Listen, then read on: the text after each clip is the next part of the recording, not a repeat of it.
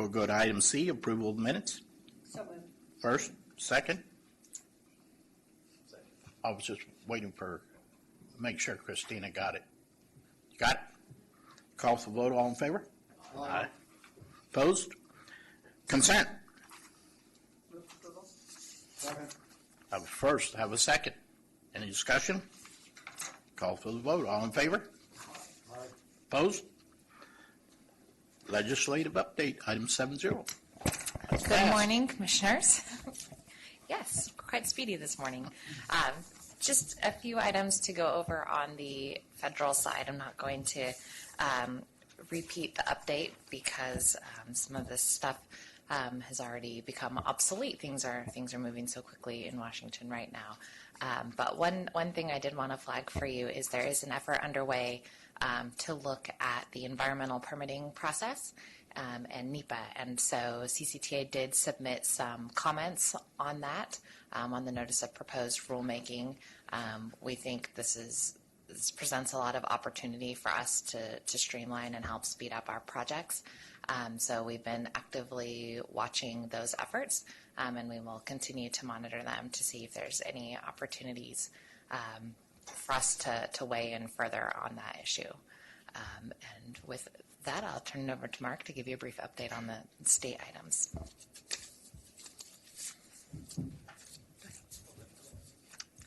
That's the next item. Got this it. is just Thank update. you. The focus in Sacramento in the world of transportation is on finalizing the guidelines, and the commission, yesterday I was at the commission meeting where they adopted the final set. In this case, it was for the solutions for congested corridors. So they now have guidelines in hand for all the programs that they oversee. They've initiated calls for projects, and certain of those, and the solutions for congested corridors will be the next one to have a call for projects. It was just a really well felt opportunity to watch a state organization do what they said they were going to do and get it done, which was get the structure in place now that the tax revenues have started being collected in November. In most cases, some of those tax revenues will actually start flowing into the right accounts around the early part of January. So the situation is set now, the game is set, and now they can start moving forward on moving money out to match projects. The other thing, and I'll just touch lightly on this and be available if there are issues later, the other focus up there that's consuming a lot of my time right now is the two initiatives to repeal SB 1. They did receive their title and summary within the last 2 weeks. The one of them is viewed as more likely than the other to move ahead, and that's the one that's been touted by Carl DeMaio, a former congressional candidate out of San Diego and talk show host, and he is coordinating with the California Congressional Republican delegation on this effort. They've moved about $600,000 into an account. They probably need to spend about $2 million to get to the number of signatures that they need, and they've got a compressed timeline. They need to get the signatures in terms of recommendations from the Secretary of State to qualify by April, late April or early May. So the shorter the time frame you have, the higher the price is charged by the signature gatherers. So they've got a real challenge on their hands, but we're not taking it lightly. And we've done everything from meeting with the Legislative Analyst's Office to the AG's office to help set the title and summary. And I think we were able to provide good enough arguments that the title and summaries are not super supportive of what they're trying to do, and give us, I think, those of us who will be involved in the opposition campaign ammunition to go after the measures. So that's all I'll say for now. And the legislature is due to come back the first week of January, right after New Year's. And I don't think I'll delve into all the issues you've read about up there, but it's pretty sad situation to observe what's going on up there. So that's all I'll say about that. Thank you. That's my report. Wow, that's the shortest I think you've ever been. But I'm sure in January That'll be the longest you've ever been, right? Well, I have more comments in a minute on another topic, so I Okay. thought I'd reserve those. Thank Okay. you. Any questions right now? Would you like to move to the next agenda item, Chair? Okay, great. This is approval of the 2018 proposed advocacy platforms for the state and federal levels. These are intended to just be kind of broad guidelines for staff to follow and kind of a lens with which to look at specific topics and bills. As we've done in years past, as we will continue to do, staff will come back before this body and the authority board to suggest certain positions on bills. So you will be voting on them. We won't be using this as a direction and moving forward without further input from this body. This is just intended to kind of be a framework that staff works from. And what we've done that's a little new this year that I'm sure you've had a chance to read, so I'm not really going to go through it, but we put in here kind of scorecards from 2017. Because we do adopt a platform every year, we thought it would be helpful for you to kind of see maybe what progress has been made, or maybe why you continue to see same items carried over year to year, because maybe the timing wasn't right for something to happen, or it's a multi-year process. So we just thought it would be helpful to give you a little background on kind of where things stood and what was accomplished or will be carried forward from 2017 into 2018. And so, Mark, I'll let you actually start with the state side if you'd like to. Thank you, Lindsay. As alluded to by Lindsay, there are topics here under the goals that will sound familiar, but I think this year is a little bit different in some respects for a couple of the goals. Previously, we've had goals to secure additional funding. Well, now that goal is to defend that funding we got. But nevertheless, there are several items on here that are carryovers from prior years, and it's just an approach that gives me the ability to pick and choose how to get the bills into your attention and take positions on them, which is very helpful for me rather than being locked into very specific items. One of the things I want to point out, there are 3 items in here that staff, I think, believes we need your direction on whether to pursue, and those would be a sunset date for the sales tax authority authorization that you have, and I'll go into that in detail. Secondarily is a potential CEQA exemption or CEQA process relief, particularly related to Momentum Station. So in addition to the general effort of trying to find ways to make CEQA work better for transportation projects, we believe that there's a need to do some specific relief for Momentum Station for some of the test bed activities out there. And third, pursuit of alternative delivery methods, and this would be applicable initially probably for ferry service, but other transportation projects we would hope to have the ability to engage with a private partner and move forward. So let me jump into those in more detail. The first one is the extension. When the legislation was adopted that authorized the additional tax, it was written within the context of the statute that Alameda had previously written, and in that statute was a restriction that the authority would expire in 2020. And the question for your consideration is whether we should sponsor legislation to move that 2020 date out or just eliminate it. A thought, if you're thinking about doing this, this would be the year. We know how this governor reacts to these things. He's been very positive. On behalf of Riverside, I was able to get an extension without a time frame tied to it, sunset date, just this last year. And we don't know what the next governor's attitude is going to be on local sales tax and local measures. I don't know what their priorities are going to be, state versus local. So if this is something you wish, this would be the year to seek that. So that's my comment on that. And I could proceed to the other two if you'd like, and then I'll take. Okay.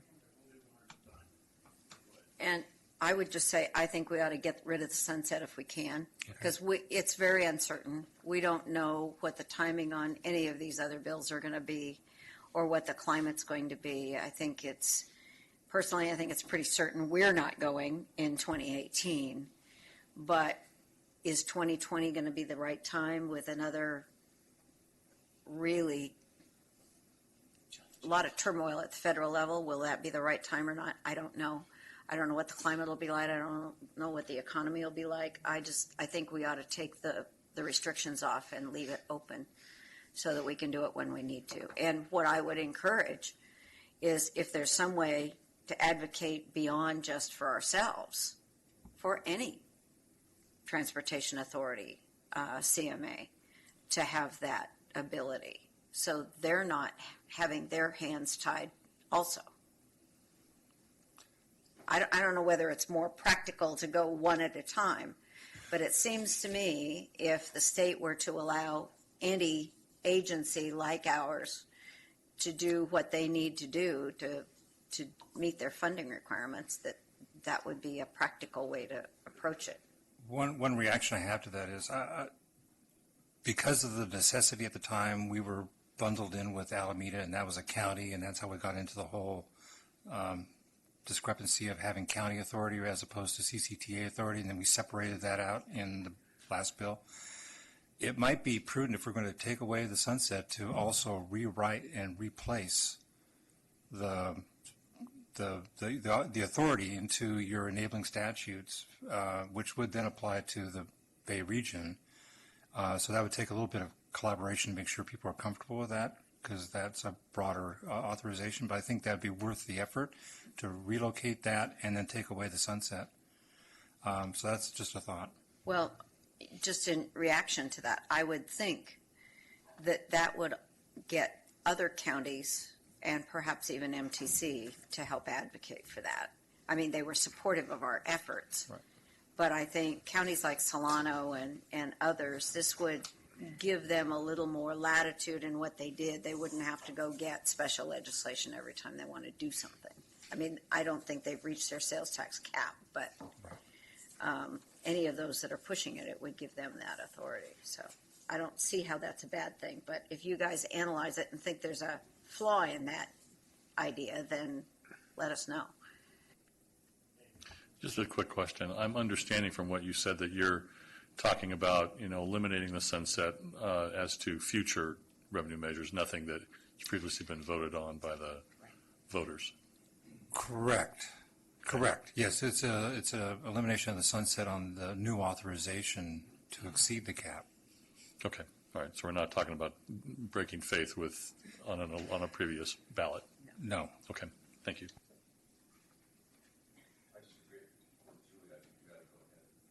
I think we ought to go ahead and try both, because I think all of us are going to be in the same position, and I think having direct authority to the agencies that have demonstrated their successful efforts, the authority ought to rest with them, because that's the direct agency that deals with the public. So I think it's a good idea to pursue both. Okay. Take that as direction. Yes, sir. I think you could take that as direction. And now we'll move on to our next little point. To enhance the bus service in the I-680 corridor, which is a major objective, one idea that is on the table for your consideration is to pursue legislation to allow the implementation of bus-on-shoulder operations, which takes capital investment to make sure that the shoulders are the appropriate, have the appropriate capacity weight-wise and width-wise. And legislation along this line has been pursued the last couple of years. The CHP unions do not like it. They don't like the interference with their ability to pull folks over or to operate in those shoulders. So we've had a series of failures, but nevertheless, it's an important aspect for what you're trying to do on the 680 corridor. I do understand there's discussions with the Department of Transportation who, it's their facility. And there are some existing authority along this line that could allow for early experimental program, but to lock it in on an ongoing basis would require statute. And so the idea is whether you would want us to pursue legislation along these lines for this year.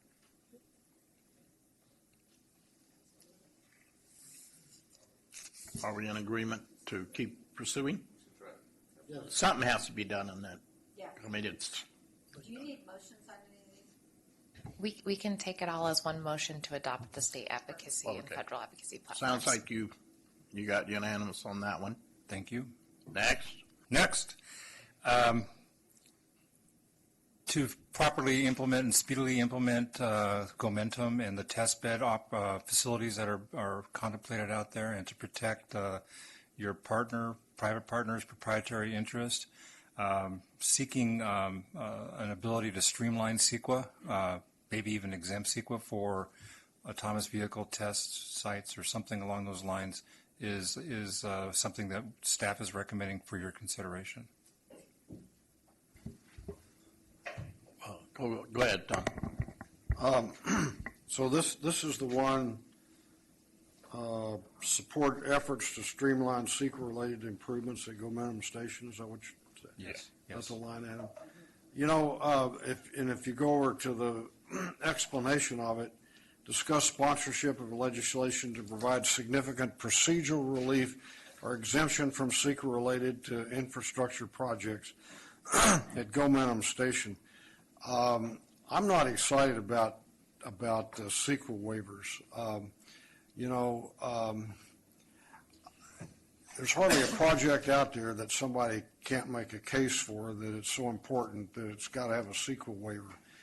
And at one point, we were under a really heavy threat to have a CEQA waiver put on the modernization of the Chevron refinery in Richmond, which would have taken all land use authority by us away. And anyway, I'm just not excited about it. I don't know that anybody's made a case that that CEQA approval is holding up anything at Gomentum Station. I mean, this is not a big infrastructure project there. If they do something there, it's probably going to be exempt anyway, or it's going to be a neg deck or something like that. So I'm opposed to this. Other comments? I can understand Commissioner Butt's concern, but the example I think was really valid. But I think in this case, this is about timing. Regardless of what we do, anything we try to do there, even if it comes out as a negative DAC, it's 6 months. In the world that we're living in with connected vehicles, autonomous vehicles, 6 months we'd be out of the race. We can't afford the time. This is developing new technologies. And when you really think about the CEQA waiver out there, it's incidental stuff. But the fact is, as a public agency, we have to go through that process. So I think in this case that it would behoove us just for this and explain it that, in fact, it's really minor issues. I doubt that there are any real environmental issues, but the fact is it will delay us. We can't afford that. Somebody's going to go to another agency, go to another testing facility. And I think just in this case, we're trying to help the environment in a lot of ways with this project. And it's not an infrastructure project. It's a technology-driven solution, but yet there's a tiny bit, I mean, really a tiny bit of infrastructure. Something that would take a month to do is going to cost us 6 to 9 months. So I think in this case, and we very narrowly do it only for this, I think this is the right thing to do. And Commissioner, I think your point is well made. In my view, as I'm coming to learn a lot about Gomentum Station in the recent months, it gives you the flexibility to pivot when there's an opportunity. I think that's really what we're talking about. And I think encapsulating it and leaving it limited to only Gomentum Station activities under your operation, because when that facility, I believe this is a correct statement, is back with the city, then the city would then have responsibility for CEQA going forward. So I think it's only for the interim period of under your watchful eye. I actually want to make just a quick clarification. So right now, technically, the facility still belongs to the Navy. So we don't currently have to do CEQA on any improvements out there. It's exempt when the Navy's approval. So this This particular bill is looking forward. As that transfer happens, we want to be sure that the ability is there to continue to do improvements such as striping, taking a 2-lane road and making it a 4-lane facility, or putting up signals, for the cars to practice their maneuvers. So currently, under the way things are structured, we don't quite yet need this. We're just trying to be forward-looking and forward-thinking, and what is being proposed is something similar to exemptions that were made for stadiums, like the Sacramento Stadium, that was very specific and for a particular purpose. So this is just us trying to be sure that if we're asking private partners to invest dollars in improving the facility, that we'll be able to continue to meet their needs into the future. Thank you. So I do agree with Newell, and I also strongly agree with Tom that the other one on here to do a broader exemption for all transportation projects consistent with a regional transportation plan is a heavy lift that I wouldn't support. I think there are all sorts of, we would basically pick a fight with, many of the environmental groups in the Bay Area, and I'd rather not pick that fight by trying to get that kind of relief. But I do agree that something like this, and I have some familiar with CEQA as well, some sort of very targeted exemption for something like this makes sense. I do have a question, and that is, a couple questions related timing-wise. One is, when is the turnover going to come from the Navy? And how does that jive with how long we think it would take to get an exemption through the legislature? Do we have any, we probably will get a sponsor for that, but do we have any sense for how long that is likely to take place? Or have we gauged the level of support there might be in the legislature for a narrow targeted exemption of this nature? The best I would evaluate that as potentially a bill this year which would be effective in 2018, and effective in 2019. January 1? Yeah. That would be, I can't conceive of a more severe- it would see an urgency measure getting through on this. No, not in the environment in that capital. Okay. And the Navy will be still in charge at the end of the next year? Yes. Yeah, the Navy will be still in charge in the next year. The target to transfer the property keeps on moving. And so, I mean, It's been moving for years. right. And so from the city currently, it's anywhere from 2 to 4 years is kind of the range in terms of the transfer that's going to happen. So, okay. Oh, excuse me. No, that's fine.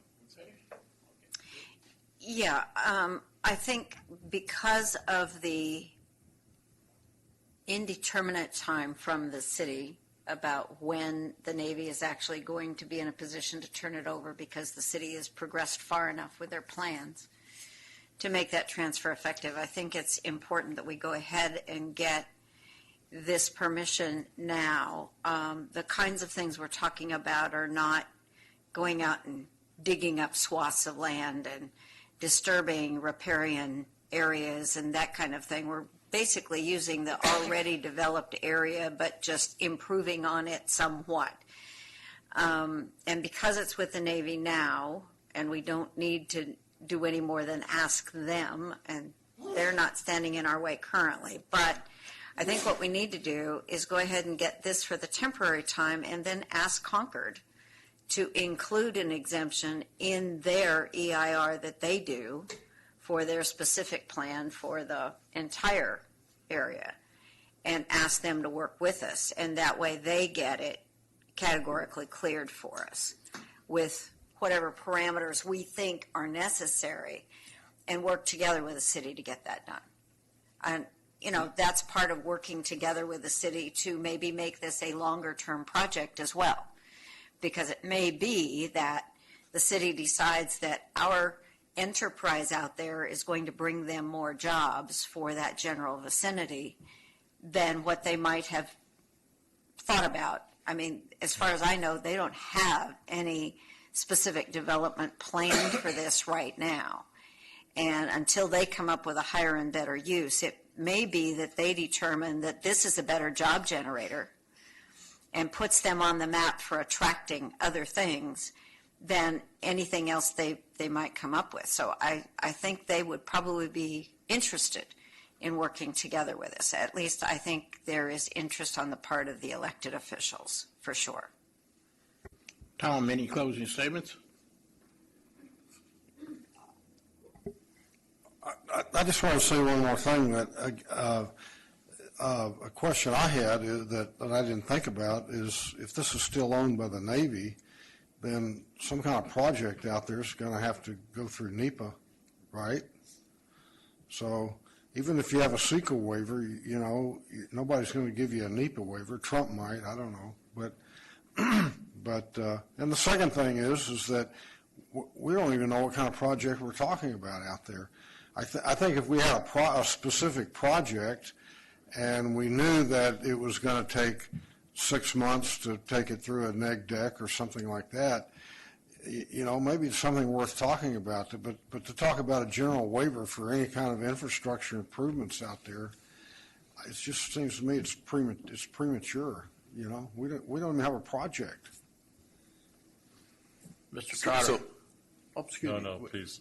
I was just going to make a comment on the type of project. And so what staff has been working on in collaboration with Momentum Station staff is there's been a master plan developed for Momentum Station.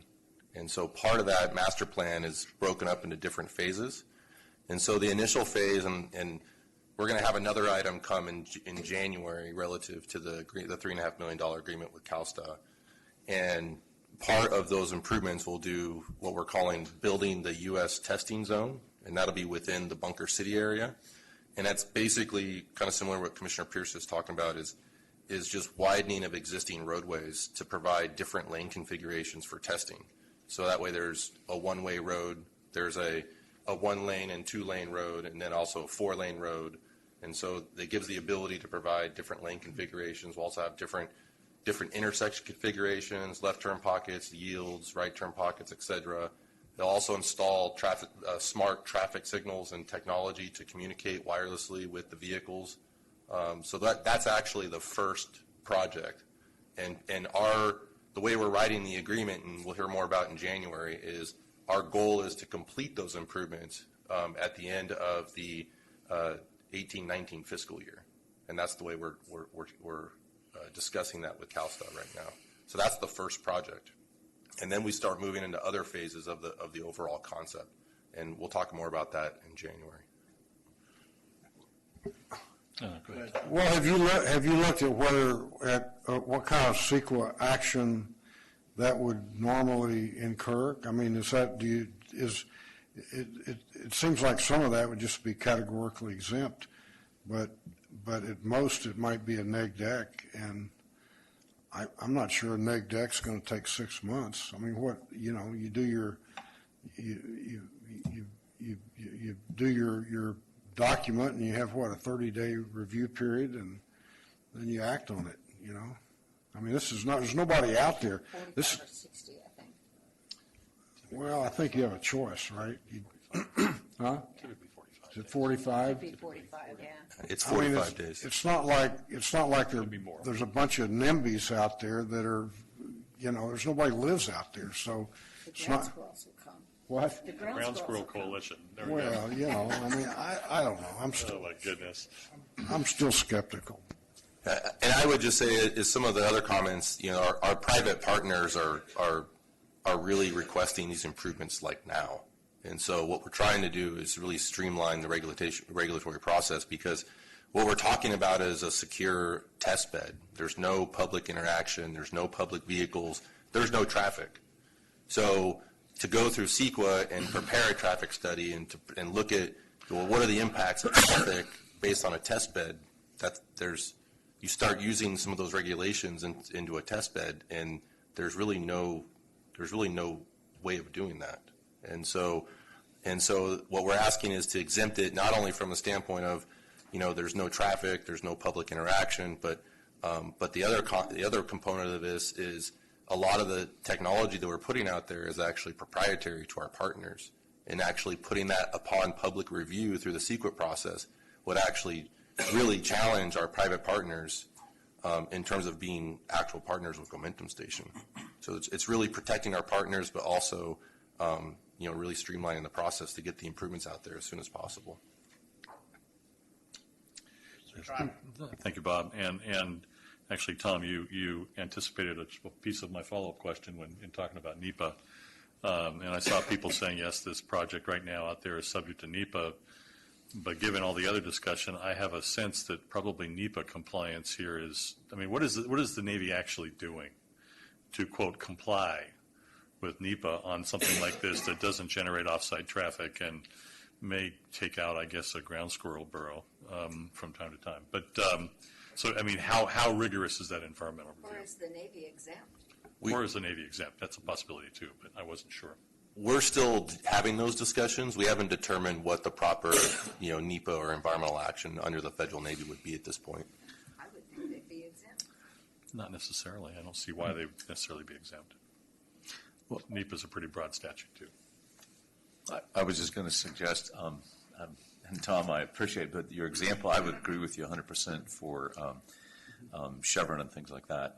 In this case, and I'll share later, I just came back from China looking at their testing facilities. We need to be the leaders. We need to move quickly. This is a tool that we need to make this happen. Otherwise, we're going to be out of business. California is a leader in a lot of technologies. We need this testing facility to be the leader in the world, in the United States. I think our recommendation should be, with all due respect, is let's move forward with this. There's a majority who wants to do it. Okay, it sounds like the majority wants. Where are you on this issue? I'm always for moving ahead and forget paperwork. Yeah, the more government gets involved in bureaucracy, the more glitches show up. So I guess I guess my question for this panel then is, would you like to take the state and the federal advocacy platform separately, or would you like me to just briefly talk about the federal advocacy platform and take them all as why one why don't you give us that and we'll take them all. Okay. Is that all right? Sorry to interrupt. I'm assuming we have a consensus here that we're not going to seek the broader area-wide transportation program exemption. That's what I heard, absolutely. Okay, so we don't need to talk about that anymore, I think. Yeah. No, we talked about that. All right. Okay, briefly on the federal side, much of this is carried over from last year. I think the majority of the platform relates to funding. We are always seeking funding under every rock and through every program in every creative way possible, especially with some of our new programs that we're looking to do. A few things that are a little different this year that I just wanted to kind of point out is where specifically looking at mobility management and how we can fund some of the programmatic efforts to help get people out of single occupant vehicles, help use technology to encourage people to share their commutes, and try to do some things a little differently. This concept is starting to gain a little traction in Washington, D.C., and we think some of the work that Peter's doing would make us really great candidates for some demonstration projects or showpiece projects. So we're really going to watch those opportunities and try to get a piece of any pie that potentially becomes available. And then, again, we mentioned this briefly, and this is a kind of a theme of all of our advocacy this year is regulatory reform and streamlining. We have weighed in on the potential NEPA streamlining, and there's a movement about their little slogan is 2 years, not 10 years for projects because there are many projects across the country that have been slowed down trying to wind their way through the environmental permitting maze. And so we're watching those efforts closely. Anything that helps us deliver our projects and programs to our citizens faster is something that we're in favor of. So we'll be watching those efforts carefully and reporting back to this board on that. And if there are any questions, I'm happy to answer them on the federal side. Questions on that side? Okay, I'm not quite sure on procedural now because Tom is probably not going to vote for a full go on everything. So we kind of, how do we phrase that? No, you always. I was just going to say, because we know where Tom is on this, but I think the majority is there. Let's just make a recommendation to move forward on the both the federal and state presentation with the comments we've mentioned here. Just to be clear on the Momentum Station, that the committee supports seeking the waiver. We do not have a consensus to seek a waiver on general projects and with all the other things. I would second that motion with the note that the full authority is certainly going to have another discussion about this. I can't imagine that they're going to rubber stamp it, so I don't think this is probably going on consent. I was going to say that. I doubt if this is going to go to consent. Discussion? Okay, we'll call for the vote. Discussion. Yes, sir, just a moment. Okay. Call for the vote. No, he wants to talk about it. Okay. I'm sorry. I'm going to say that before I call for the vote. Okay. Discussion. Okay. Right. Thank you. On the federal side, the last thing I just wanted to point out for folks talks about seeking opportunities to streamline the regulatory process on a very broad basis, including, streamlining the NEPA-CEQA process. And, I guess, I don't think that's a very complex subject, actually, and maybe at odds with some of our direction here that we don't necessarily want to have an exemption for major transportation projects. So I'm just going to lay that out there. I'm going to still support the motion, but we haven't had nearly the discussion that we should be having about that point as well. I would just say we've been advocating for the CEQA in lieu of NEPA for, the last 20 years that I can remember. And this is a standing wish because CEQA is so close to the same as NEPA, or in some cases more stringent. We would like to have it accepted by the federal government as the equivalent. And if I could make just a brief comment, this is just a suggestion to streamline the process, not necessarily to get an exemption. And what the federal government is currently looking at are some states to try this as a pilot program, actually. And California is a strong contender for that. So it would be a federally sanctioned pilot program to see if that does indeed streamline some projects. That's something that we're watching, and if the opportunity becomes available, this is direction to staff to watch that, and if something more specific comes out of it, we would bring it back to you for a specific vote. I do have a first. I do have a second. I have had discussion. Though I would like to ask a question before I call for the vote. No more discussion. No more discussion. I guess what I'm kind of curious is about Concord. How are they involved in any of this? Like, what is their procedures? In Momentum Station? Yeah, as we proceed with what we're doing, they are involved, right? Yeah, so City of Concord is involved every step of the way. We actually have biweekly meetings with the City of Concord. We talk about all the day-to-day operations, all the future plans, tours, all the future improvements. We also get updates for them on the reuse plan, and so we're lockstep with City of Concord with Momentum Station. Because I think they would definitely want us to do this on a fast track. But anyway, Just Tom, a quick back to question. discussion. Is our contract for Momentum, is it with Concord or is it with the Navy or both? So the way it works is the City of Concord has a license agreement with the Navy in order to use the Naval's Weapons Station and for the reuse plan. And then we have an agreement with the City of Concord. And so we're actually in the process of updating that agreement as part of our $3.5 million grant agreement. And then we also have another agreement that we'll also be bringing back to you between CCTA and Momentum. So there's actually two agreements. So in January and probably February, you'll probably see three different agreements, one for the grant agreement with CalSTA, the state agency, and then one for CCTA Momentum, another one for CCTA and City of Concord and Momentum, which will be a three-party agreement. So how does the Navy, they're not a part of any of these agreements? So the agreement with the Navy is through our licensing agreement with the Navy. So that's the agreement that we have with the Navy. So that's a separate agreement. Okay. All right, we'll call for the vote. All in favor? Aye. Aye.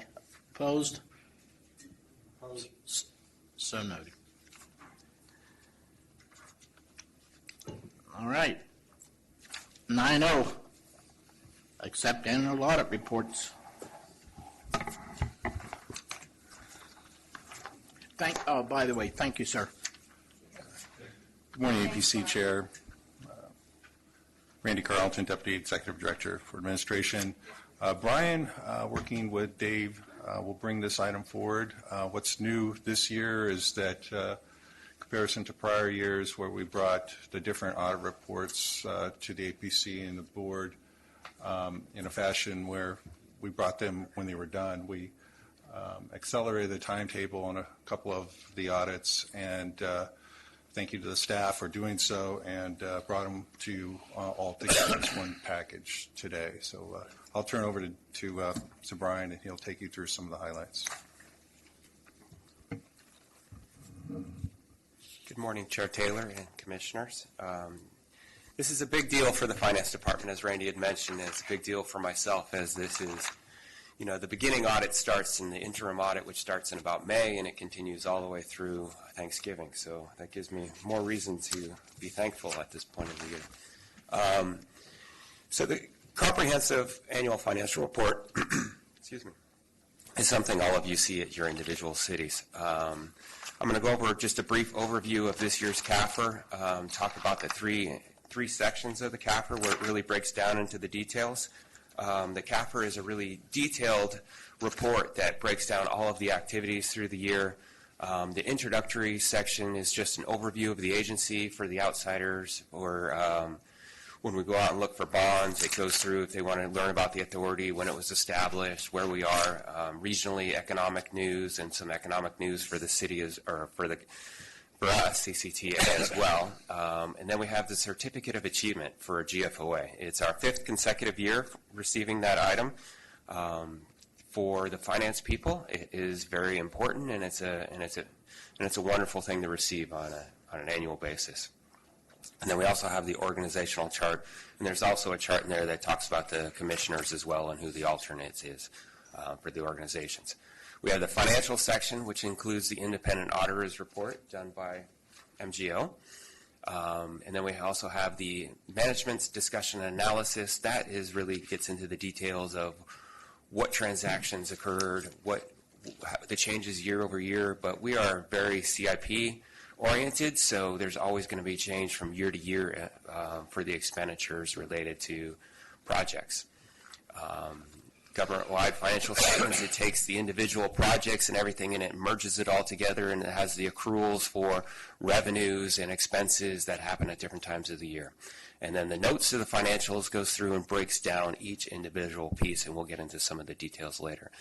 And then the final section is a 10-year look at economic demographic information that's in the back. And it's just sometimes when you look at the sales tax in the back, the most recent activity is for 15-16, which is already 2 years behind. And, we wish we can get some more information from the state quicker. Here is the statement of net position, and it's a comparison from year to year.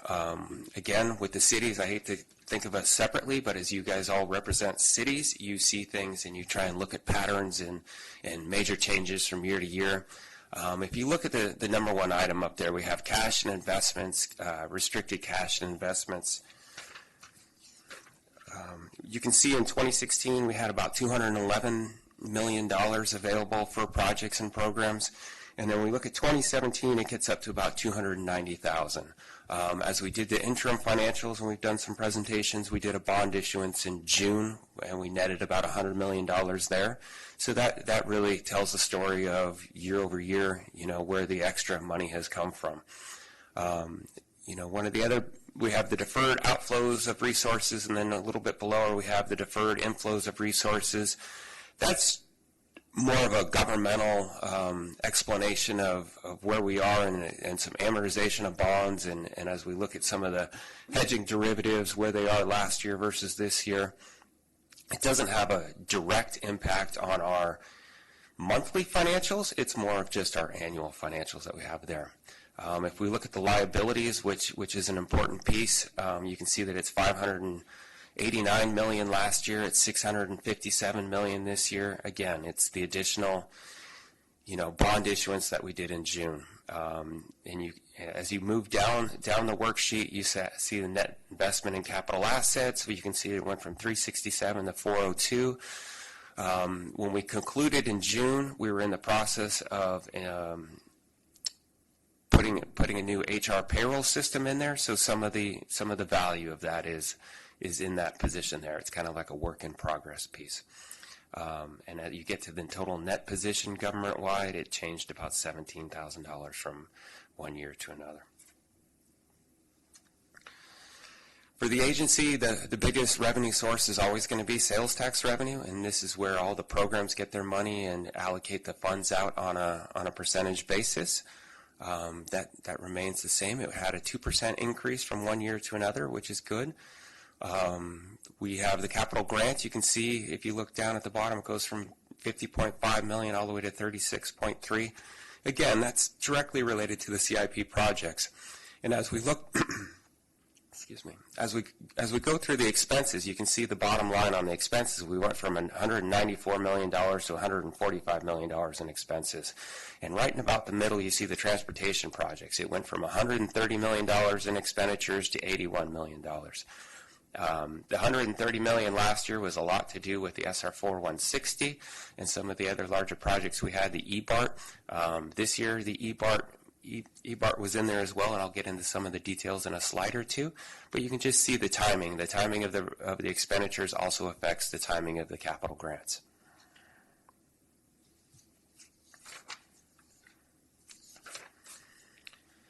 As we mentioned just a minute ago, the sales tax revenues increased $1.6 million, about 2%. And an important factor for us, the agency, is what leveraged money did we have? So this year we had about $37 million in federal, state, and local revenues. RM2 was about $11.3 million. This year, BATA funds were only about $2 million. STIP funding was about $10 million, and cities contributed for projects, and the I-680 is about $9 million. So as we look at the RM2 funding, we had about $7.8 million for the I-680 carpool, and we had about $2.7 million for Caldecott. A lot of that has to do with Caltrans and some of the landscaping improvements that we're doing out there and the timing of when we receive these invoices. STIP funds was about $10 million for the I-80 carpool interchange improvements. And as I had mentioned, we had about $5.9 million from the city of Danville related to the TVTC I-680 project, and that money is expected to be expended in the next year or two. One of the things as part of the strategic plan, is we have a 1% cap on our administration salaries and benefits, and that was about $0.67 million, and that's up just you'd call it 1/10 on this of $1 million in there, and we continue to run about 78 to 80% of the 1% on the sales tax. One of the big expenses for the administrative service expenditures from year over year is we expended about $1.241 million on Measure X, and that is related directly just to the ballot measure, nothing to do with any of the other components there. The program expenditures were $19.4 million. Again, that's all based off of our annual allocations to the individual cities and bus programs and other items in there. Another big component is we have about a little over 20.09% goes to the local cities related to street maintenance, and that was about $17.1 million. Transportation projects were $81 million. As we mentioned, EBART was about $14.7 million this year. Balfour Road interchange is about $19.1 million. We're going to continue into this fiscal year with large expenditures there. And we have the San Pablo interchange. That was about $15.5 million. And then we expended about $7 million on the 680 carpool lane. One of the larger expenditures for the authority is related to the debt service. Debt service was about $34.2 million. But that, as we've continued to discuss, is related to trying to get the projects built today and financing it over the future. Transfers into the general fund was about $45.5 million. So as we build these transportation projects, we secure the funding in advance, And as the project expenditures occur, we use the money to repay the general fund for these expenditures. As I noted earlier, the notes to the financial statements kind of goes into details of what's going on in the authority, some of the GASB requirements. Note 1 is about GASB requirements, what we implemented this year and what we're going to implement in the near future. There's no new major pronouncements that affect us for this fiscal period ending June 2017. But what's going to be big for next year is the OPEB. It's going to be pronouncement number 75, and that's going to take effect for 2018. So as we go down the individual page, and note 8 and 9 is the pension plan and other post-employment health benefits. A lot of agencies throughout California are in a negative financial position because of having to put their pension plan and their liabilities in their financials, and next year they're going to add the post-retirement health care benefits as well. Since we're talking about it, I'll talk about our pension liability. In 2015, it was approved to pay down about $2.2 million, and we brought it down to a zero balance. In 2016, as part of the pronouncement of GASB 68, we had to put it on our books, and they're always a year behind. So for 2016, in 2016, we're reporting 2015, so in 2017, we're reporting 2016. So we went from a reporting in our CAFR last year of zero all the way up to $776,000. Some of the highlights of why it changed from a zero to a 776 is the lower interest income that CalPERS earned in 2016. This year for 2017, it's been reported that it's close to 11%. So as CalPERS earns higher than expected, which is their expected rate of return is 7.5%, our liability is going to fluctuate and go down. As they look into the future, starting in 2018, which isn't part of this CAFR, they're going to start reducing over a 3-year plan. It's going to go from 7.5% expected return down to 7%. So as we move forward, you're going to start to see our costs maybe increase a little bit, but also CalPERS is earning some extra income, so it's always going to have some flexibility.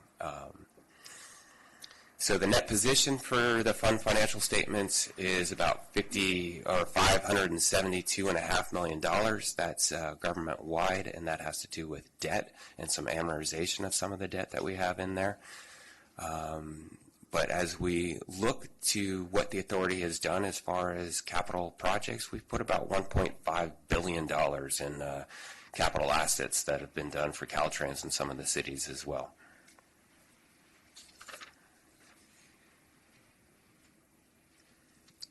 And as we talked earlier, the last section, the statistical section, it goes into a 10-year trends, and it kind of takes the authority, and I always try and compare this to cities, because cities are pretty much the same year to year to year, whereas the authority here, our capital projects, really changes things around from year to year. But it takes the last 10 years, it takes our revenue. You can take a look back at the sales tax revenue, where you could talk about debt. It goes through the debt for the last 10 years.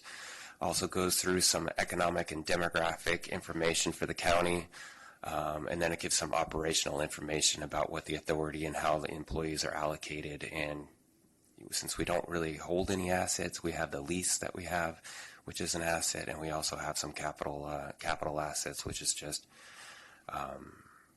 software and some furniture and different things like that. So with that, I'm going to turn it over to David. David's going to talk about what their role is for the authority, and then we'll finish up. Oh, I'm sorry.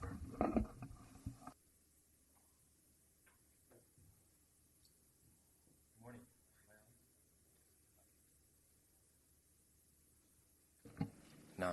Now I'm on? Okay. Good morning. I'm here to present the MGO report on the financial statement audits that we just completed for fiscal year 17. So the first item I wanted to talk about was the comprehensive annual financial report.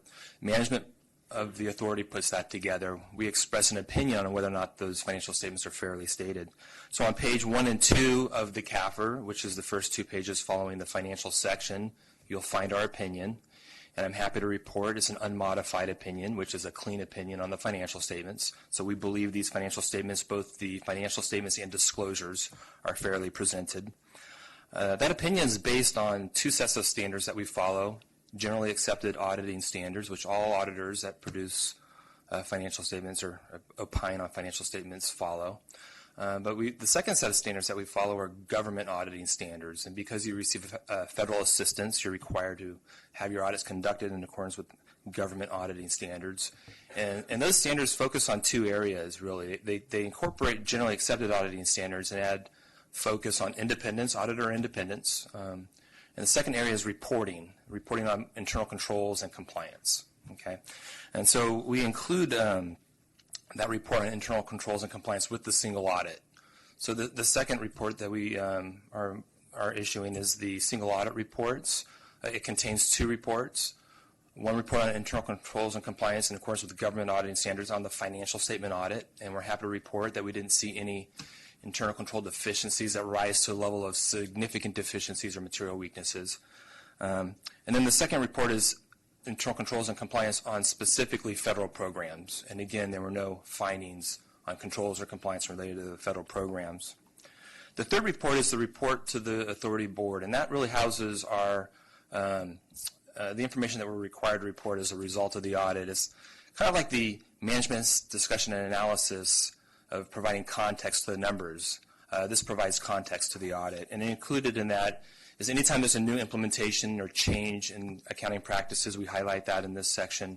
The last significant one Brian talked about was GASB 68 on pensions. Next year, post-employment health care benefits will be reported in your financial statements, and that will be a significant change from past. So that's where we would highlight that. Also included in that report, we discuss estimates that are included in the financial statements, and the reason we highlight that is because that's management's best guess, if you will, based on currently known facts and circumstances. But future events could change those estimates, and so those are sensitive to change, and therefore we highlight that. And then we discuss a few other areas that are important, whether or not there were any disagreements with management or whether or not there were any material audit adjustments, things of that nature. And I'm happy to report that the audit went as planned. Management was very cooperative, and we finished the audit on time. The other three reports are all compliance reports that we've issued. We only issued two of those three reports. The authority allows the recipients of Measure J funds to choose to have their programs audited by their existing auditors or the authority's auditors, and so we were selected to do two of those audits, both Brossamer and Quincy, and we didn't have any findings as it relates to what they've agreed to do under Measure J. And the City of Lafayette also received an unmodified opinion on compliance as well by their auditors. So with that, I'll turn it over to any questions you might have. David, always nice to see you. You guys do a great job. Just a question on, if you look at page 14 of the report, or in our packet, it's 9-35. That's where we have fund financial statements, and we describe Measure J, general fund. But what I don't see is Measure C. There's a talk about it, but we didn't break it out there. Is there a reason we didn't do that? Yeah, so I think you're referring Maybe to I'm the listening to it. fund financial statements? Yeah. Yeah, so can you show me what page? Page 14 Page 14 of the CAFR. of the CAFR. Okay, so this section talks about, GASB establishes the reporting standards for governmental reporting, and what they've done is they've focused on major fund reporting, and so what we've highlighted here are the major funds of the authority, and so you're gonna see the Measure C funds that still exist, but they're not considered a major fund. Oh, because there's $20 million in there. I just thought, it just looked from reading it, because then I had to go say, well, where's Measure C? So I can see it on the chart, and it shows 19,997. Right. I thought $20 million is major to me, but. And that, when you go through that process of identifying which your major funds are in your organization, there is a qualitative aspect to it. And so we could talk for next year, if you want to include the Measure C fund as part of those major funds, we can move it out of the other funds and move it up. So all those funds are presented. All the funds are in the report. It's just a matter of going through the quantitative analysis, and the larger funds typically are the ones that are presented in the basic financial statements. Yeah, David, I think that's a good suggestion on that, just because we're defeasing that, and I think it's always good to highlight it and say, yep, here's where it is, it's committed, so it's not like it's just leftover money, it's money that's... And the other thing we could do is we could add a little more description in this disclosure where we're highlighting Measure J, and bring to light that the Measure C fund and where it's located so that the reader understands that it's still in existence. Yeah. So there's a couple options that we Okay, I think that would be great if everybody else agrees. Then the other one is I'm just trying to reconcile the numbers on the estimates under the GASB reporting, where you're showing $743,000 on the highlighted, the summary chart for shortfall in pension, but in the report it's $367,000 and $47,000 for OPED. So I'm just, how do those numbers, or am I missing? And I'll show you where I get. Can you go to your slide that has that information? So that's on page 25 of the CAFR. So it's talking about net changes to pension liabilities, 367, and just above that is net. Right. 47. So what is the 743, and how does it relate to this? Okay, so there's two aspects. So the net pension liability is calculated by the actuary, what their estimate is of the liability, less how much funds you have in your trust fund. Right. Okay, that's your net pension liability, and that's a calculated amount from year to year. The impact to the income statement is going to fluctuate based on the changes from the net pension liability from year to year. So it was 0 last year, and it's $776,000 this year. So that change flows through through as pension expense, but there are some items that are deferred and smoothed and recognized over a period of time. So your deferred inflows and outflows related to pensions are also a factor. So what you see on page 25 is the change that flows through as pension expense for the year. But there's other changes besides just the net pension liability. There's deferred inflows and outflows. So with that explanation, that proves my point, is that it's hard to reconcile the differences. If you say 743, that's $750,000. But then I come back to this and it says 367, and you can't track that without that kind of an explanation. Exactly. So maybe mathematically it ought to have a note, an asterisk there, and say, by the way, the 743 shown on page is derived, just so we, I don't know you, I just like to understand it. I mean, it's a great explanation, but I didn't get that from reading If you're that. trying to do the math, it doesn't Yeah. compute. Right. You see it change from 0 to 776, Yeah. and you want to see that change flowing through as an expense. And so what GASB is trying to do is because it's going to change significantly from year to year based on the actuary's involvement and the performance of the trust fund, and sometimes the investments can be dramatically different from one year to the next. GASB tried to smooth out that volatility by recognizing some of that pension expense over a period of time. So that's just the immediate pension expense that's recognized. So we can try and figure out a way to make that a little more clear in the note. Just as we go forward and we learn by this, because I didn't, I think I'm reasonably good at numbers. I didn't get that. Mm-hmm. I get the 743 in this. So that I think that would be helpful. There again, in the narrative, that would help. Yeah, absolutely. I'm just looking.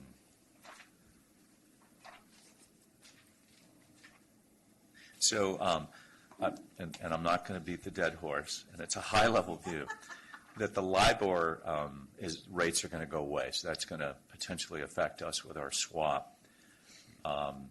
In fact, we may be forced to sell it because it won't exist, according to the terms and mechanisms. So the way I read this is that something, because it hasn't happened, we're recording exactly what was in place at the time.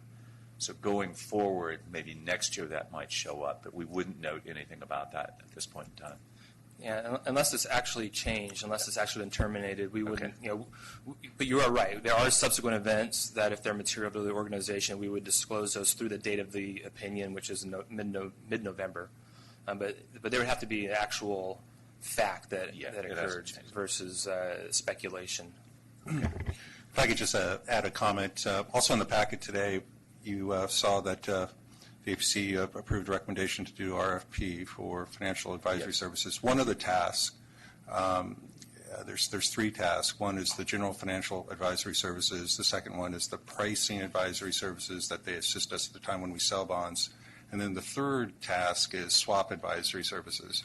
And one of the elements of that task is to look at suitable replacements for LIBOR, because we know there has been a date set of January 1, 2022 of when LIBOR is likely not to be used any longer. So that affects our bonds. We have LIBOR-based bonds as well as the swap. So one of the strategies that we're thinking through is to put together a proposal on the swap to replace the LIBOR index before everyone else does. And we think that that's probably advantageous to get out earlier than later on that amendment. That's great. Thanks for leading on that. Otherwise, just my comments, I think this is, again, stellar reporting. I think we are transparent, and I think we really condensed down our report given the complexity of how we spend money. We're not the normal agency of assets and things. We create debt and we pay it off, and we build things. So I think this is really well done. So to both you and the department, nice job.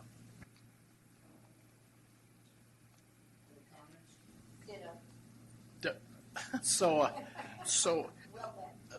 I guess this is to just hear the report, am I correct? So, Recommend? Staff recommendation is that the APC accept the reports and recommend it to the board for Yeah, acceptance. I move that we do that and with compliments. Thanks.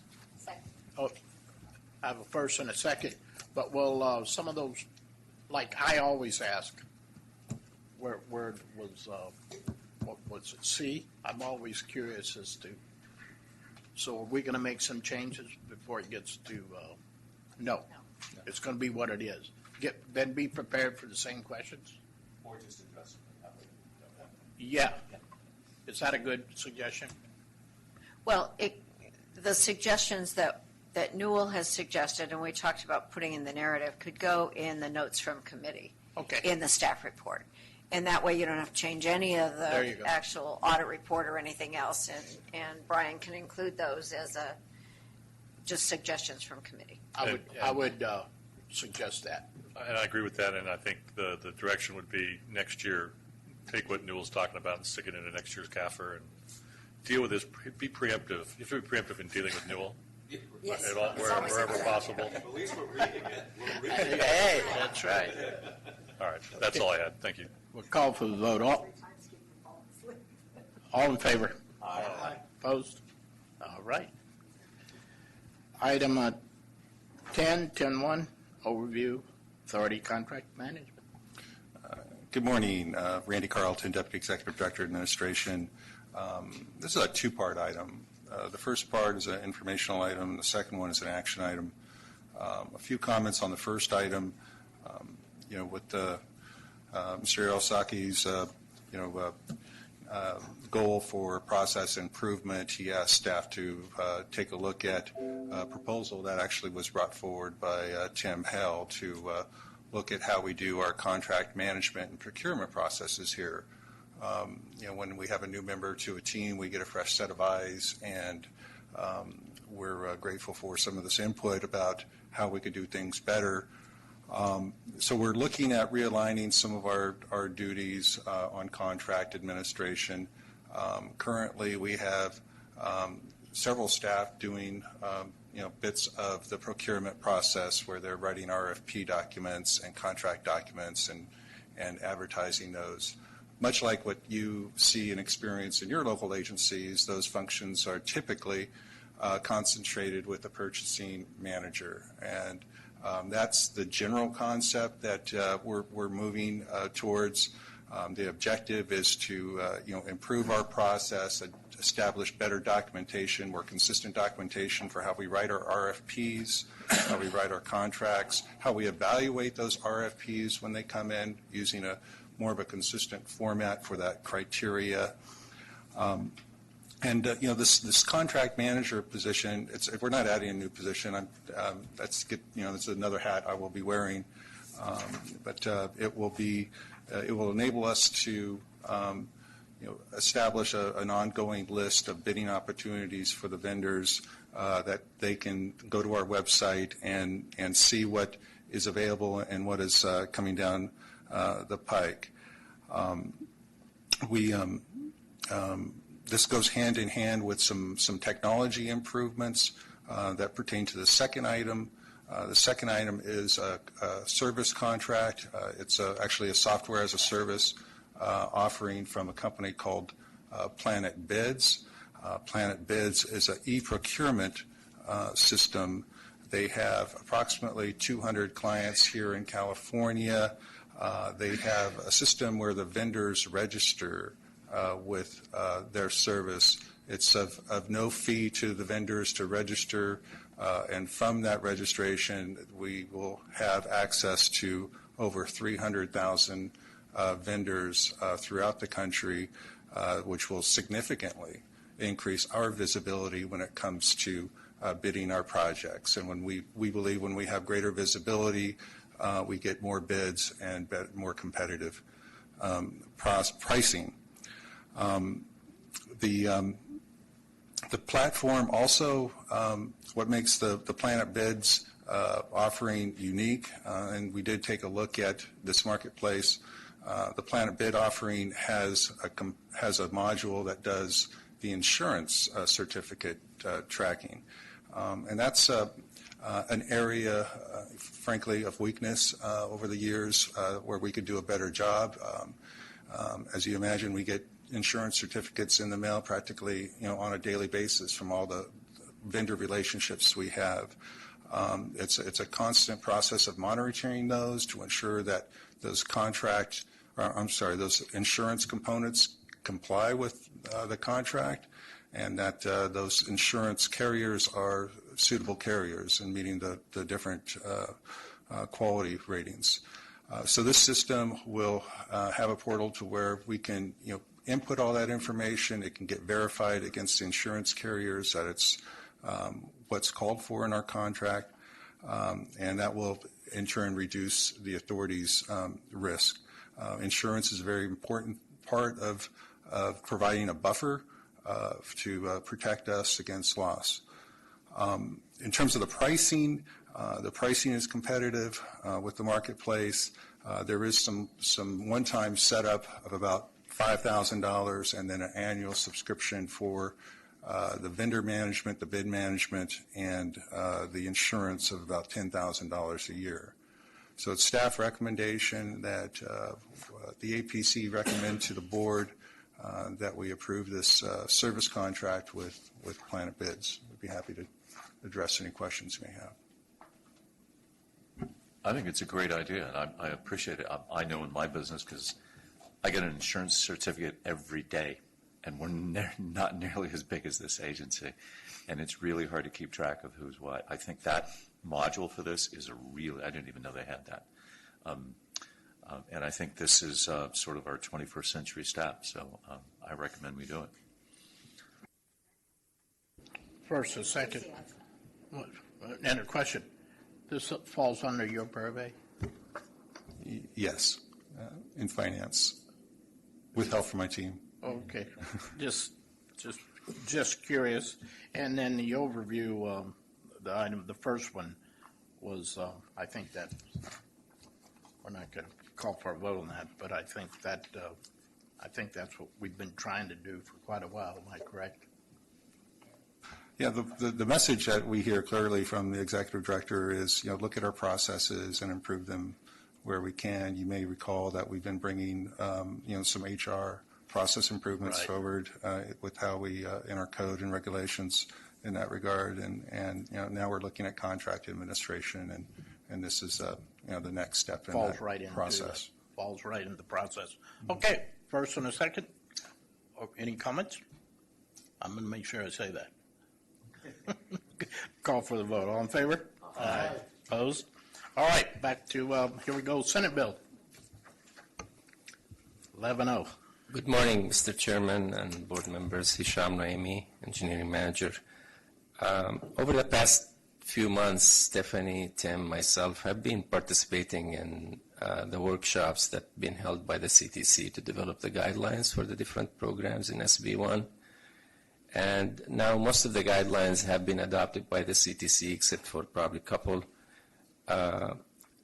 We thought today will be a good day to give you an overview of SB1 so you can see where the formula LPP program fits in the overall picture. So I do have a presentation for you, and please feel free to ask me questions as we go through it. So you all know about Senate Bill 1. It was signed on April 28th by the governor. It basically came after years of lack of funding from the state for the transportation system. As you recall, in 2016, the CTC had to delete half of the STIP funding and basically delayed the other half. So it's a welcome change. The focus of SB1 is maintaining what we have or fix it first. But there are competitive programs in SB1, and I'm going to talk about all of them so you can get an idea of what we can apply to. So first, how is SB1 being funded? What are the revenue sources? And it's being funded by a mix of taxes on gas, diesel, increases on vehicle registration fees. The first increase started on November 1st, where the gasoline increased by 12 cents. On January 1st of next year, there will be an additional vehicle registration fee imposed. It's going to range from $25 to $175 per vehicle based on the value of the vehicle. Then a year after, the 12 cents will reset to 17.3 cents, and it will be adjusted for inflation afterwards. There's also, on June 30th, there will be a repayment of a $706 million loan from the general fund to transportation. And beginning July 1st, 2020, there will be a fee on zero-emission vehicles that are model 2020 or later. It'll be a $100 fee. In total, we are expecting to get about $5.2 billion a year from SB1, which is a substantial amount. The funding programs, I categorize them into four sets. Programs that focus on Fix It First, which is the local streets and roads money that every city gets. It's about $1.5 billion. The SHOP funding, the State Highway Maintenance and Rehab, another $1.5 billion. Fixing the state bridges and culverts, as well as public transit capital and operation improvements. And out of the last category, the public transit, there is $750 million in SB1 for that, but $280 million out of it is going to be competitive statewide. If you add it up, it's about $3.9 billion out of the $5.2. So that's where you can see the focus. That there are 6 competitive programs in SB1. The Trade Corridor Enhancement Program, it's about $300 million a year. The Solutions for Congested Corridor, the Local Partnership Program, which has been split into a formula part and a competitive part. So this is the competitive part. And 2 other programs, the Active Transportation Program, which is focused on ped bike improvements, as well as the Transit and Intercity Rail Capital Program. Those programs existed prior to SB1, but SB1 adds significant funding to these 2 programs. And then there is local planning grants, about $25 million a year, but $7 million, additional $7 million is limited to 3 years. So for the first 3 years, it'll be about $32 million. Then the third category is formula-based programs. We're going to talk later on about the local partnership program, but also our STIP share, which is based on county population and other factors, also will get some infusion of funding, and both of these programs, the authority will have a say on how to program those funds. And the last category is other programs, increases in funding for like the Freeway Service Patrol, the tow truck program, research, and so on. This chart shows, basically lists all these programs in terms of the amount of funding they'll get. The red ones basically are the fix-it-first programs. The blue in the table highlights the competitive ones, and the purple are the formula ones, and the black are the other programs. But you can see 3/4 of this pie, about 74%, is going to go to fix it first, maintaining what we have. And about 20% is going to go, or $1 billion is going to go to competitive programs statewide. And the rest is for the other programs. About 4%, I'm sorry, for the formula-based programs between STIP and local partnership program. And the remaining is for the other programs. So let me talk about the competitive programs, all 6 of them.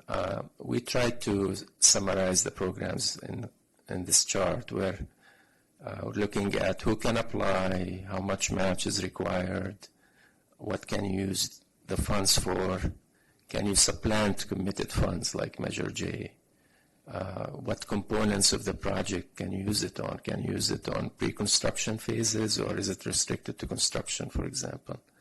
How many years they're programming in the first cycle, which varies significantly, and how much funding in each program, as well as when are the applications due.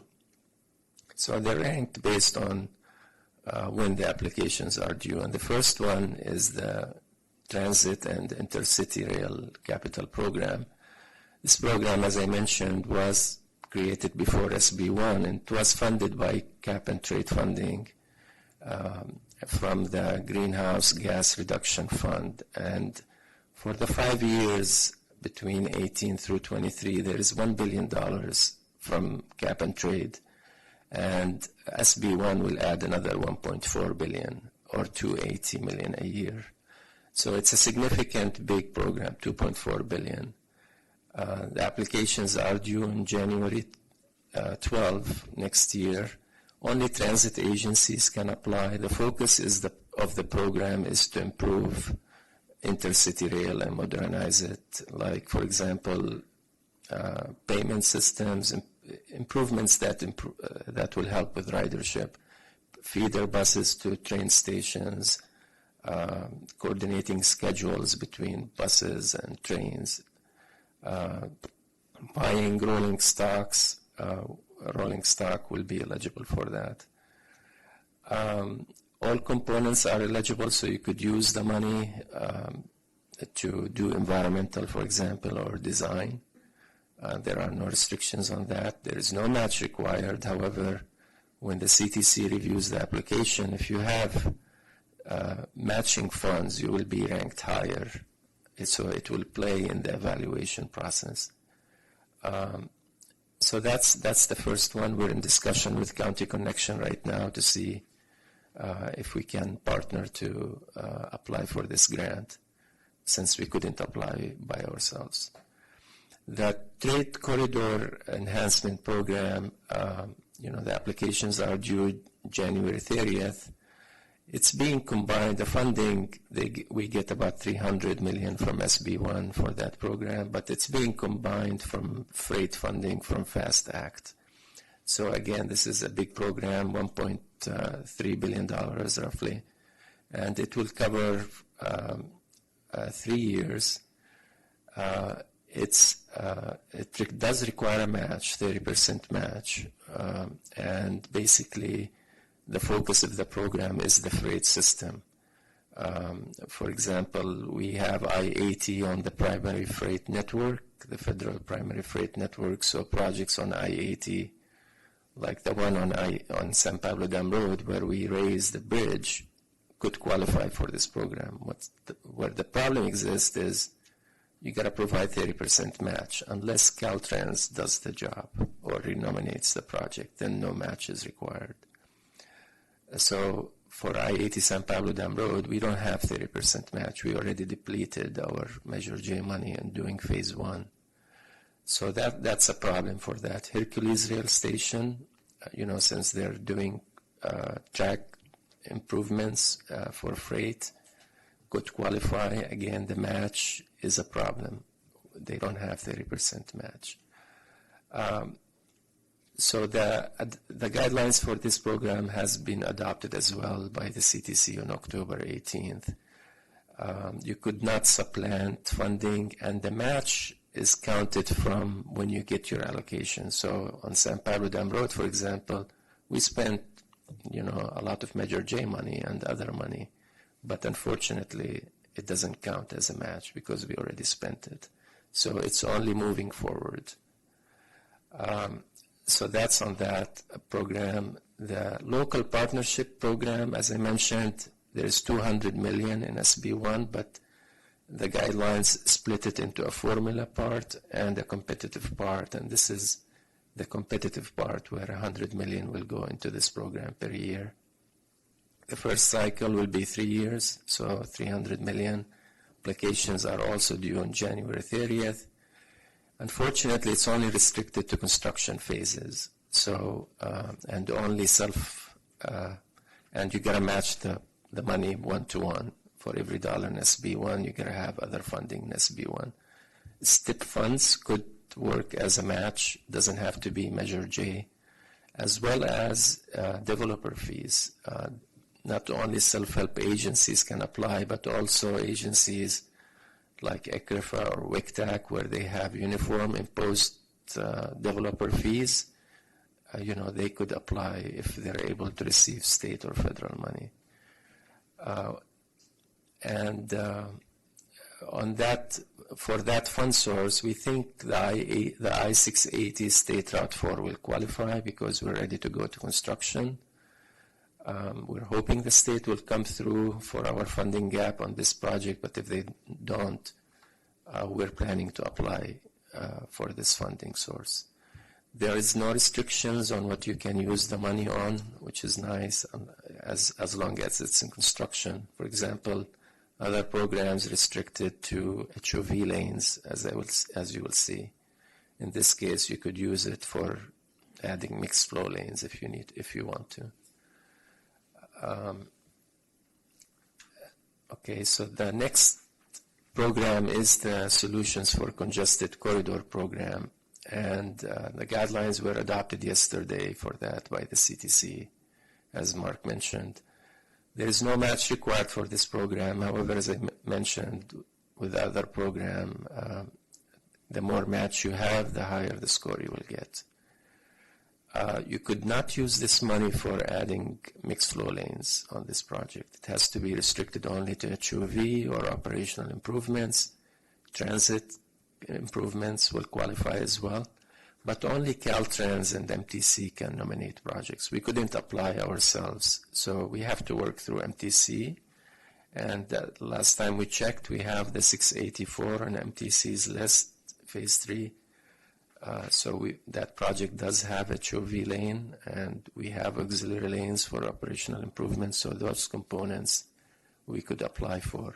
And it's only restricted to construction, at least in the first cycle. The goal there was to put projects on the road quickly.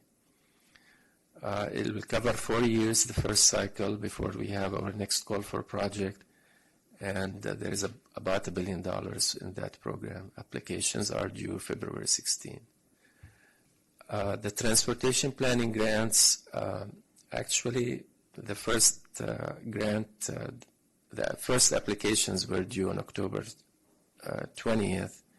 There is, as I mentioned, $25 million plus $7 million per year for only 3 years, so $32 million. The next call for project will be February 16. We actually applied, we worked with WICTAC to apply, we assisted WICTAC to apply for the I-80 high-capacity transit study for the next steps. We learned yesterday that we got the grant, $640,000. The next one is the ATP, and again, these are planning studies for sustainable communities and climate change adaptation. So they have specific focus. There is a match required, about 11.5%. The ATP grant, this is again a program that has a mix of fund sources, federal and other fund sources, that was before SB1. And SB1 added funding to it, $100 million a year. So the next cycle, they're now on their fourth cycle. The applications are due on June 8th. The guidelines have not been adopted yet for that one. There is no match required according to the CTC guidelines, and the focus of this program is ped bike improvements. You can apply for any phase as long as you have a defined scope and cost, what we call a project study report. And again, the last cycle, which was funded by SB1, 2 projects in Contra Costa received funding in Pittsburgh as well in Concord. I forgot to mention, as a part of the transportation planning grants, also Concord was successful in getting funding for complete street feasibility study at Willow Pass Road and Cowell Road. So the formalic or the formula-based local partnership program, which is the subject of this agenda item, this is a program basically that is intended to reward self-help agencies like the authority, where we have transportation sales tax. It also rewards agencies that have tolls or parcel sales tax that are dedicated to transportation. There is a match required. Doesn't have to be from Measure J, but STEP, for example, qualifies as a match. But one-to-one match is required for this funding. And you could use the funding for any component of your project. Fortunately, you cannot supplant. So if you have a fully funded component, you couldn't take out the Measure J and put the SB1 and use the Measure J for something else. And that's true for all the SB1 program. If you have committed funding on a phase or a component, you really cannot supplant it with SB1. Unlike, Julie probably remembers, at Prop 1B partnership program, what we did with that is, we got about $25 million from there. We basically put it on Measure J on Highway 4 and replaced the Measure J and distributed that across all the categories, right? We cannot do this here because we cannot supplant. So the first cycle is 2 years, 18 and 19, and up to yesterday, the number was changing of how much we're going to get. But it grew a little bit. It's now 5.199 million. That's not reflected in your staff report, but it'll be reflected in the authority packet. And the applications and the nominations are due on December 15th. We have 2 actions that we need your decision on. One is, in that number, the 5.199 million, that number includes the amounts that El Cerrito and Martinez will get. Both cities have transportation sales tax, and they both qualify to getting their shares.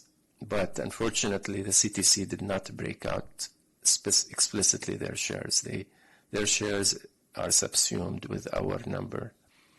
If, for example, El Cerrito or Richmond were in a county where there is no Measure J, CTC would have told them exactly how much they will get. So first decision for us is how much they should get, and I'll go in that in the next slide. And the next decision for the remaining money, which project component to nominate. So on the first question, we met with El Cerrito and Martinez staff. We talked about different ways to figure out their share. We talked about their proportional share of sales tax revenues. Both of them generate about $1.8 million a year compared to our $80+ million that we generate. We looked at the population. Their share is based on population. And the third option was, which actually the City of El Cerrito brought up, was providing them a minimum share to be consistent with the CTC guidelines. The CTC guidelines for the program said basically each jurisdiction, self-help agency, should get a minimum of $100,000. When I talked to them, they said, well, that meant for jurisdictions that we explicitly give their shares, so it doesn't really apply in our case. But we think in the spirit of the program, to be consistent with the program goals, as well as the guidelines, we really recommend that you provide them the minimum share of $100,000. And you can visit that in future cycles if we get a few more other cities to get their half-cent sales tax. So that's our recommendations. We think it's fair to give them each $200,000. So that will take $400,000 out of our $5.2 million, leaving us with about $4.8 million. So the second question is, how are you gonna, which project component you wanna put your $4.8 million on? And we, in the staff report, we tried to go through our thought process, showing which projects we looked at, why some will qualify, some will not.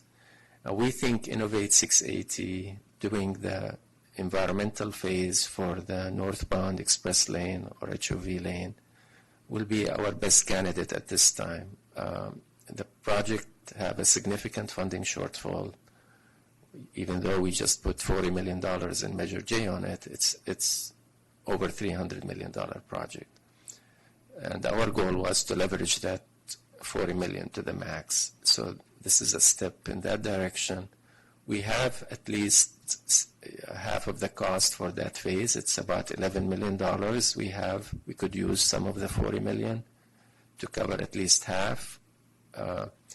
We are in the PSR stage right now. We expect it to be finished within 6 to 9 months, hopefully sooner, but that means we could start the environmental phase right after that. And we are determined to start right-of-way construction within 10 years. By the way, if you use it on pre-construction, there is a requirement in the guidelines that you got to start right-of-way or construction within 10 years from the allocation date of the funds. So the other projects we looked at included 684, phase 3, for example, the construction phase, but we really didn't want to put our money on the table because we know Caltrans will come through with something for that project. We looked at 242 Clayton Road. Is that the one? Highway 242 Clayton Road interchange. We have environmental clearance, but we don't have enough match for the design phase. And I think this is a higher priority probably for the authority.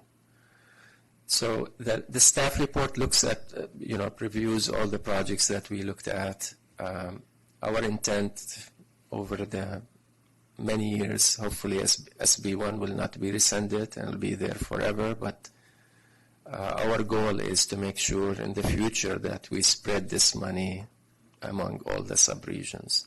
This money now benefits SWAT and Central County. In the future, we'll be looking to benefit East County and West County with this money as well. So sub-regional equity was also in the back of our mind when we picked this project. Help guide me here. So we put together something of this nature, and construction has to begin within 10 years. You know what can happen in 10 years?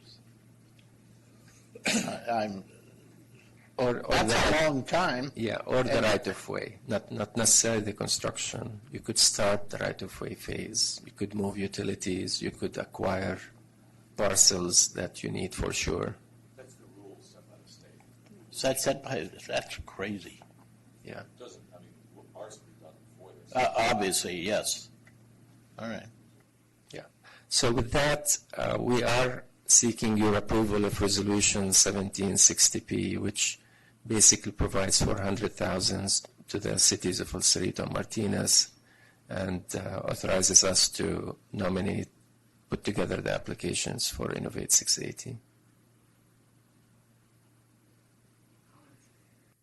I think it's a long, detailed explanation, but the item before us, I think the split for the cities in spirit is right. The legislation says it's a minimum. By calculation, it would be less, but the fact is we really are going to do the minimum. I think that's fair. While I'm the city rep, representing the 19 cities, and yes, that project's in San Ramon Valley, I think the basis of how staff got there from a sort of an equity basis and sort of a priority, that's the area we haven't spent any money. The auxiliary lane project measures, J ended up getting all their money refunded. We refunded it to them. So I think this is good. It's also right now one of our worst quarters, and we can't pave our way out. So this is hopefully a first step, and I appreciate although I almost fell asleep, your enthusiasm was killing me.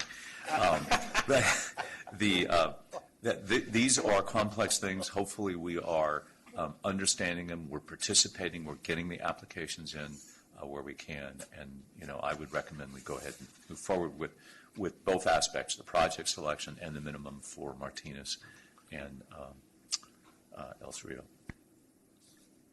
Julie.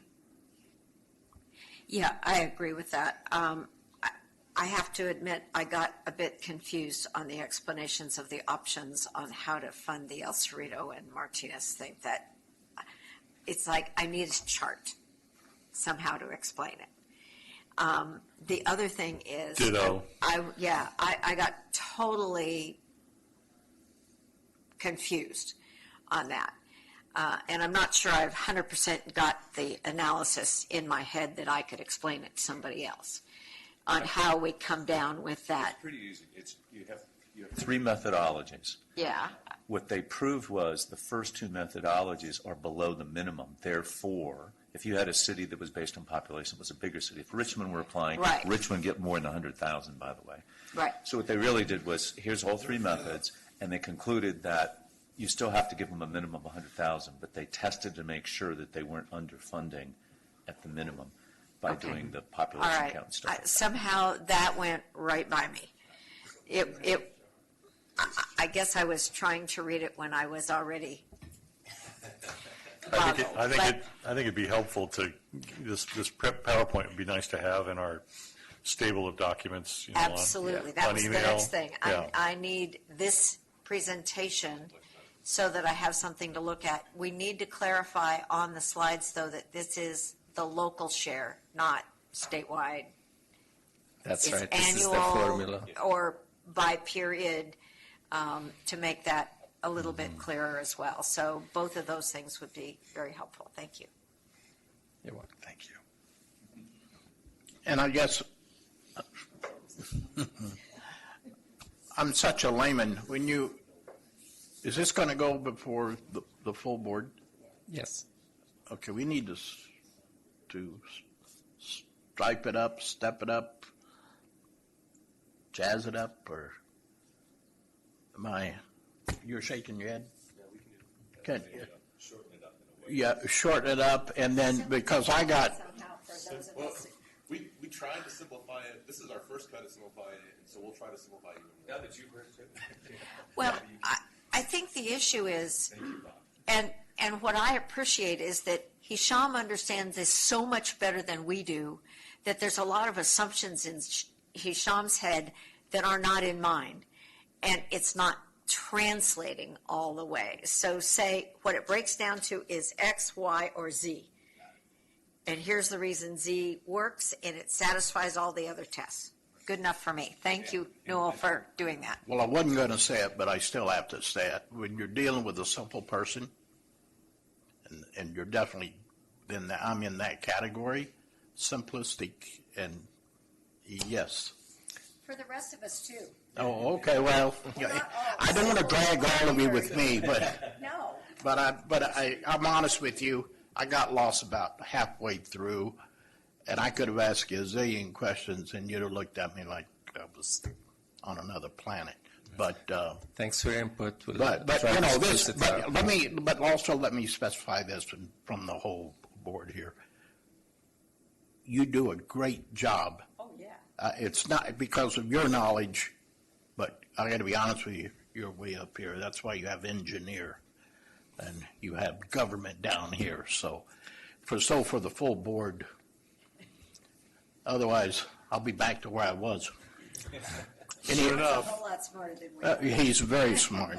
So anyway, Thank you. so what are we going? Do we need a motion here? So I made a motion. Second. Oh, okay. I will first, We'll let and Tom. we'll let Tom. And Tom has a second. So we'll call for the vote. All in favor? Aye. Opposed? All right. Again, thank you. You're welcome. Correspondence, news, clippings. Guess we have what we have right here. Commissioner, staff comments? Yes, sir? No, I just want to briefly, I mentioned it before the meeting to a couple of you. I just came back from China, and I was in Shanghai province in a community called Jianding. They are the automotive technology center of China, and they have their own Gomentum station, brand new. They built brand new everything instead of taking existing. It also is, has all the latest connected vehicle technology built into their roadways and things like that in this testing facility. They also have a technology park, which is a series of buildings, probably about 500,000 square feet of space, for research. Companies come in and do research there. So they give them a physical place to do that, plus the testing track. And I also watched and actually helped them solve a little tiny problem. It was in the early evening, they were going to show us their autonomous car work and how a person can get out of the car would then go find its own parking place in a parking garage. But in Shanghai, you could spend the week looking for the parking place, so it's really... The car will come back. Yeah, the car will come back. It's a robot, right? But they lost, the engineers that were there, they happened to park it under a steel sort of walkway going from building to building. They lost some of their signal. So I said, you guys got cell phones? And so they made a hotspot from each cell phone and got their connectivity. But then, with all due respect of all the greatness they did, they lost the signal in the garage. Well, go figure. Of course they lost the signal in the garage. And I said, have you tested this before? Yeah, it worked before, but well, how could it work? It's in a garage. It's a concrete subterranean garage. And they didn't have a repeater down there. But I know they would like to come over here and kind of see what we're doing. But some of the things they're doing is extraordinary. And the country is leading real close to make an edict. In that form of government, you can do that. It's going to be all electric vehicles. And we drove for the better part of a day in Shanghai traffic, which is, it's kind of like Highway 4 with gridlock. And it's amazing how well these vehicles, they have two major car manufacturers, and this one, their electric vehicles are pretty cool. And they have to do it because for the environment, their pollution is so bad. But it was exciting to see they were really transparent about what they're working on. Excited they knew about us. They have an auto museum there, sort of on the history. It's kind of like the Blackhawk Automotive. Blackhawk Automotive is 90,000 square feet. This was 400,000. And ironically, they knew Danville, California, because they said, oh, that's where we get cars from. And I didn't know this. They have an exchange program. So I saw some of the cars that would normally be in the museum in Danville were actually there. Brilliant people. And if you ever have a chance, and I know Randy's probably been there, it's a really cool testing facility. I think we can learn some great lessons there on the connected vehicle portion. So anyway, kind of cool. Perhaps we ought to suggest our executive manager that we need to take a little field trip and. Well, I think they would like to see their going to host a sort of an international forum about connected vehicles and autonomous vehicles. And I said, Well, just reserve a seat for reserve us. a- We yeah. need one seat We there. need one seat at the table. I paid my own way to China, yeah. That needs to go on record. This is all private, just me, and I have a client that I'm doing business with to design an innovation center, and I said, I'd like to go see this, so we did that at the same time, and they were really, really impressed. Wow. Any other commission reports? All right. Executive staff. So are you glad the boss is? They're getting their own way. I won't rephrase, I'll stop right there. Anyway, then I take it we'll adjourn. All right, thank you.